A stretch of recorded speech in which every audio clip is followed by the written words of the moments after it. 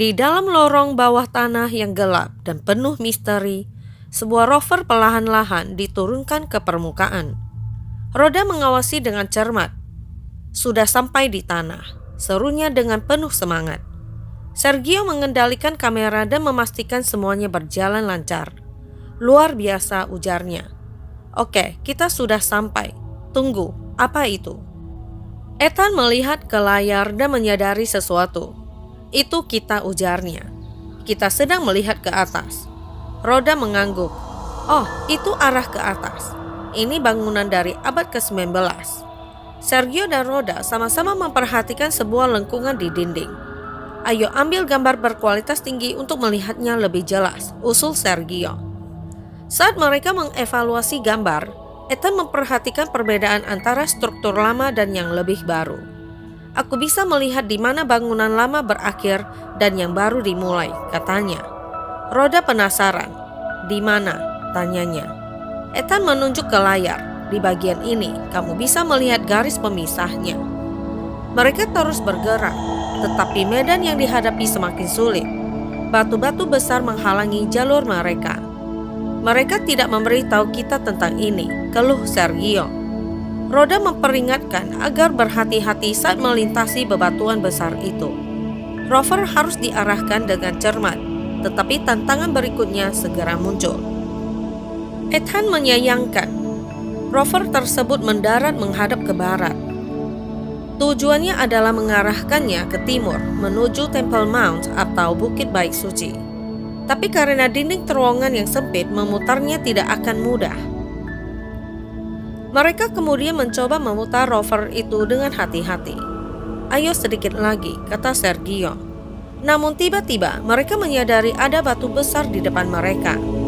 Ketika rover mencoba melintasinya, sesuatu yang tidak diharapkan terjadi. Batu itu terlalu besar dan rover tersebut kehilangan keseimbangan. Dan pada akhirnya rover tersebut jatuh. Mereka mencoba mengangkatnya kembali. Mereka tidak menyerah begitu saja.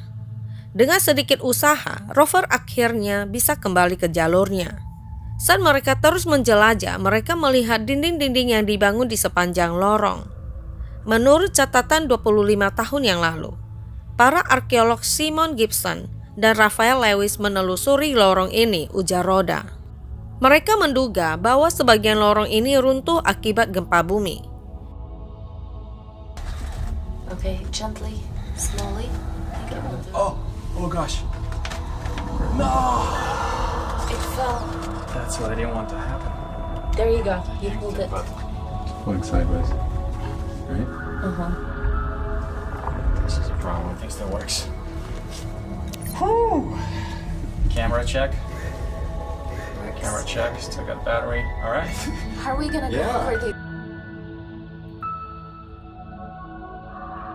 In 1863, when Konrad Schick, a German missionary, architect, and archaeologist, organized an expedition down the tunnel, he notes his colleagues saw stalactites.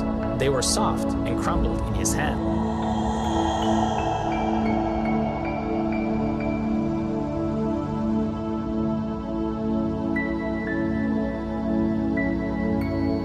Is that a hole?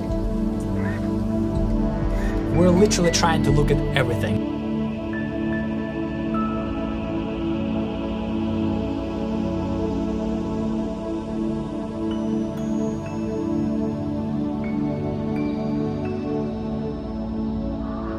So our rover has just reached the next vertical shaft, but there's something on the left wall that looks quite different.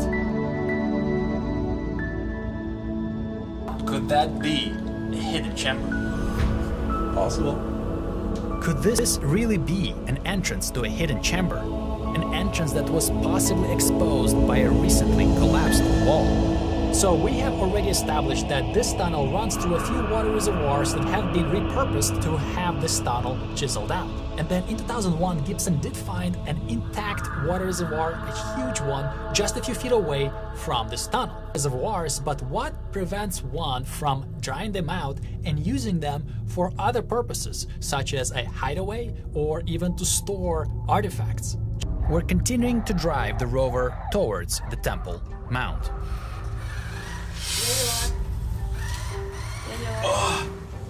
What is that? Oh boy. This is gonna get interesting.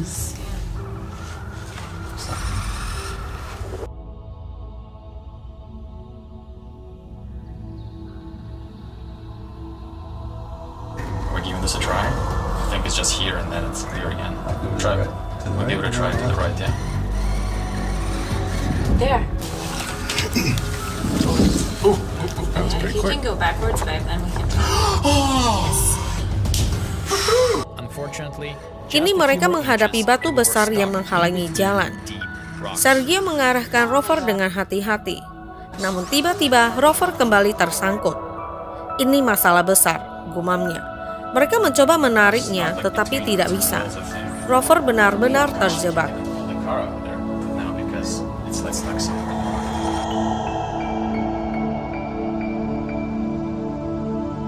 This is a disaster.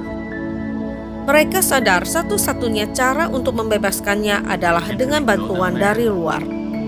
Mereka menghubungi seseorang melalui telepon. "Apakah Meyer ada di sini?" tanya mereka.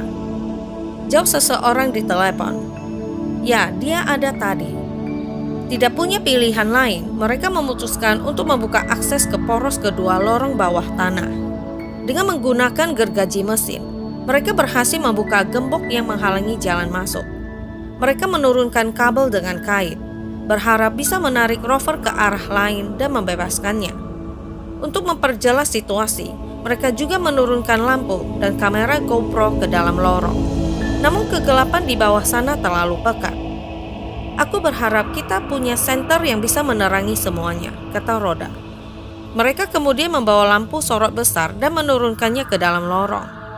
Akhirnya, cahaya menerangi kedalaman terowongan kuno itu, memperlihatkan pemandangan yang selama ini tersembunyi dalam kegelapan.